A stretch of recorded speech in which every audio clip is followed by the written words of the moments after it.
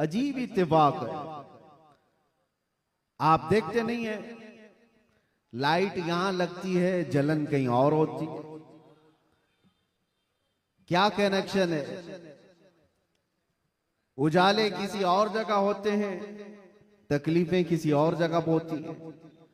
इस चीज का आप बिल्कुल ख्याल ना करें। मेरे आका सल्लल्लाहु ताला अलैहि वसल्लम की मीलाद के मुतालिक बहुत सारे लोग ये पूछते हैं, मक्का में जब हुजूर पैदा हुए थे तो क्या मक्का वालों ने हुजूर की मीलाद मनाई थी? नहीं मनाई थी, तो फिर तुम क्यों मनाते हो?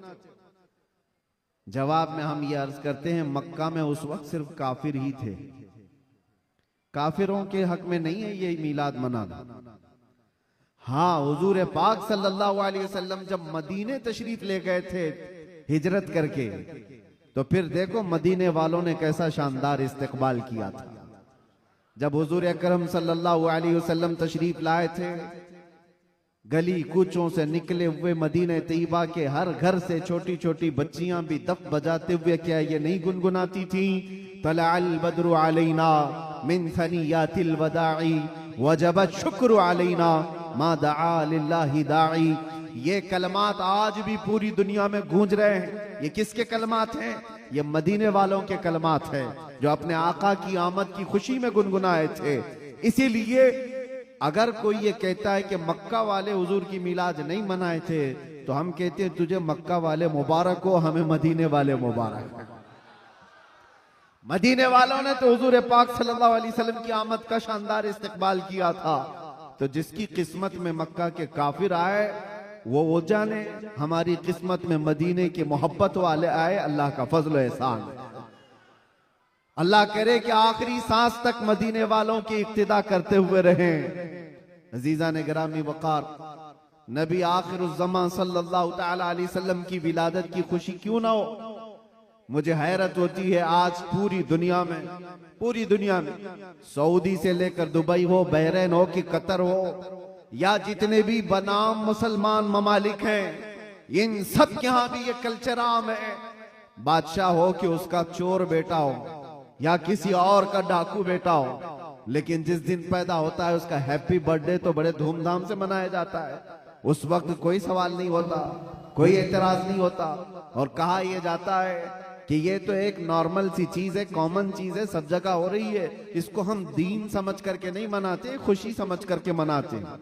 मेरे अजीजों, यहाँ पर दीन समझ करके नहीं मनाते, अपने बच्चों के बर्थडे खुशी समझ करके मनाते। सारी खुशियां मेरे मुस्तफा के कदमों पर कुर्बान। वो जो न थे तो कुछ न था, वो जो न हो तो कुछ न हो, जान है वो जहान की और जान है तो जहान है। अगर हुजूर पाक सल्लल्लाहु ताला अलैहि वसल्लम के लिए तुम ये बात महसूस करते हो कि हम अपने बच्चों की खुशियां समझ करके मनाते हैं, नादानो, सारी खुशियां एक तरफ, मेरे मुस्तफा के आने की खुशी एक तरफ। सुभान अल्लाह, बेशक। इस बात को हमेशा याद रखो। अल्लाह ताला ने कुरान पाक में फरमाया, 7वें पारे की यह आयत है, ईसा अलैहिस्सलाम की दुआ है। ईसा अलैहिस्सलाम अल्लाह की बारगाह में यूं दुआ कर रहे थे, रब्बना अंजिल अलैना माइदतम मिनस समा तकूनु लना ईदन लिअव्वलिना व आखिरिना व आयतम मिनक। ईसा अलैहिस्सलाम ने क्या दुआ किया था पता है? अल्लाह की बारगाह में दुआ किया है, अल्लाह आसमान से एक दस्तरखान उतार दे मेरी उम्मत के लिए, जो खाने नेमत हो, जिसमें जन्नत के खाने हो, और साथ में ये लफ्ज कुरान पाक का मैं बता रहा हूं। ईसा अलैहिस्सलाम यूं कहते हैं कि ऐ अल्लाह, जिस दिन ये दस्तरखान उतरेगा वो दिन हमारे अगलों और पिछलों के लिए ईद का दिन होगा। वो दिन हमारे अगलों और पिछलों के लिए क्या होगा? ईद का दिन होगा। तकूनु लना ईदन लिअव्वलिना व आखिरिना। कुरान पाक में सूरह माइदा की आखिरी आयतों में से तवज्जो, ईसा अलैहिस्सलाम ये कहते हैं जिस दिन आसमान से दस्तरखान उतरेगा वो दिन हम सब के लिए ईद का हो जाएगा, हमारे लिए भी, हमारे अगला और पिछलों के लिए भी। तो आप अंदाजा करो, दस्तरखान जिस दिन उतर जाए वो ईद का दिन हो सकता है, तो जिसके सदके में पूरी कायनात को दस्तरखान मिलता है, वो जिस दिन आए वो ईद का दिन क्यों नहीं हो सकता? सुभान अल्लाह, सुभान अल्लाह। वो दिन क्यों नहीं हो सकता? इसीलिए हम आला हजरत क्या कहते हैं, वो जो न थे तो कुछ न था। यहां बांद्रा वाले बहुत शांत है क्या? ताकत और कुव्वत के साथ, बेदारी के साथ हैं कि नहीं आप लोग? वो जो न थे तो कुछ न था और वो जो न हो तो कुछ न हो। याद रखो मेरे अजीजों, हुजूर पाक सल्लल्लाहु ताला अलैहि वसल्लम के सदक़े में ये सारी चीजें। अच्छा, एक बहुत अहम चीज मैं आपको बता जाऊं, ये इस रबीउल अव्वल शरीफ के इब्तिदा की पहला खिताब है, मैं आपके सामने कर रहा हूं। लोग कहते हैं, ये भी कहते हैं, चलो मान लिया हुजूर तशरीफ लाए थे, खुशी उस वक्त की थी, लेकिन अब तो 1400 साल गुजर गए, अभी तक क्यों मनाते हो? हुजूर सल्लल्लाहु ताला अलैहि वसल्लम जिस वक्त आए उस वक्त खुशी मना लिया गया होगा, वो अलग बात है, लेकिन अब तक क्यों मनाते हो? जवाब सुनो मेरे अजीज, इसलिए कि आम लोगों की बात अलग है, मुस्तफा की बात अलग है। वो आम लोगों में से नहीं है। इस पूरी कायनात में मैं एक मिसाल आपको देता हूं, चाहे हमारे इस स्टेज की मिसाल ले लो, इस पंडाल की ले लो, या किसी की शादी की मिसाल। किसी के यहां शादी हो रही है, आपके भाई की, बहन की, किसी की भी, हॉल बुक किया आपने, पूरा सजाया, लाइट लगाया और बहुत कुछ आपने सजावट के साथ, कुर्सी रखी, मिंबर सजाया, दावत दिया, बारातियों को बुलाया, और उसके बाद हुआ क्या? शाम तक ये महफिल चलती है। या मुंबई में रात की शादियां होती, जब महफिल खत्म हो जाए तो सारी चीजें उठा ली जाती है, यानी जो जो सजाया गया था वो सब उठा दिया जाता है, कुर्सियां भी हट जाती हैं, बाराती भी चले जाते हैं, कुमकुमे लगे थे, लाइटिंग लगी थी, झूमर लगे थे, वो सब निकाल दिए जाते हैं। पूछो हॉल वाले से, क्यों?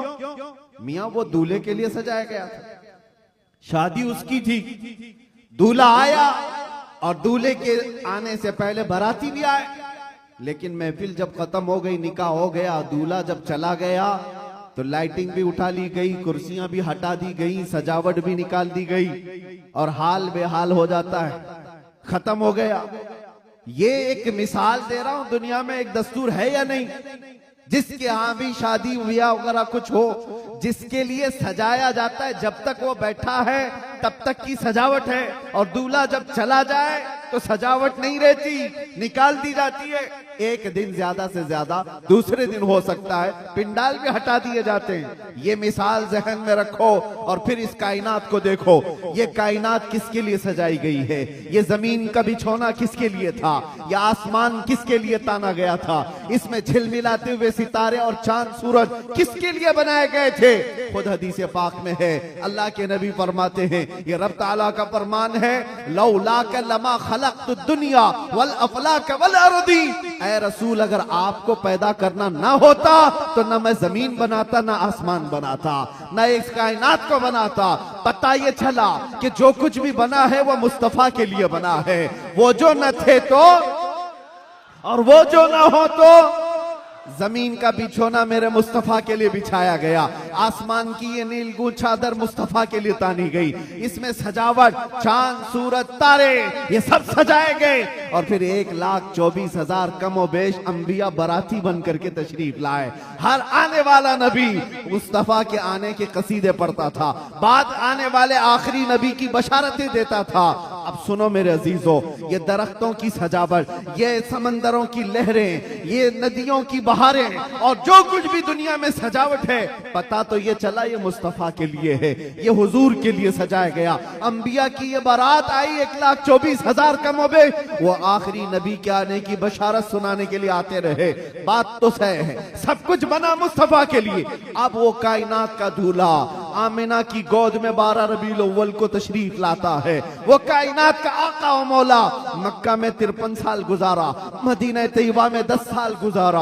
अब जैसे कि मैंने दस्तूर के एतबार से मिसाल देकर के दुनिया में बताया था, 63 साल की उम्र होने के बाद रसूल पाक सल्लल्लाहु ताला अलैहि वसल्लम इस दारे पानी से रुखसत हो जाते हैं, चले गए, हमारी आंखों से पोशीदा हुए। अब दुनिया का यही तो सवाल है, लोगों का यही तो सवाल है कि जब नबी पाक तशरीफ लाए थे उस वक्त मीलाद की खुशी मना ली गई, हो गया, अभी तक क्यों मनाते हो?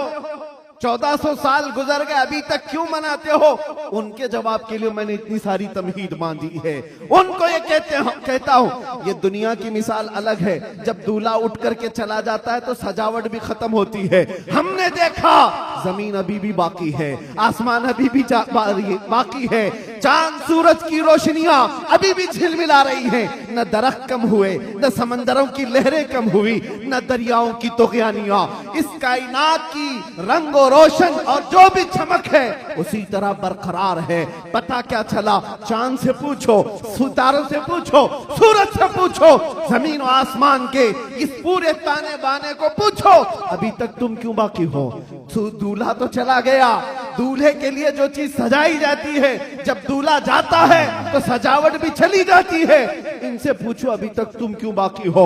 जमीन भी तुम्हें थप्पड़ मार कर कहेगी, आसमान भी पुकार कर कहेगा, नादान तू क्या समझता है? उस रसूल पाक को चले गए, नहीं गए, तू जिंदा है वल्लाह, तू जिंदा है वल्लाह, मेरी चश्मे आलम से छुप जाने वाला। सुभान अल्लाह, सुभान अल्लाह। नारे तकबीर, नारे रिसालत, सरकार की आमद।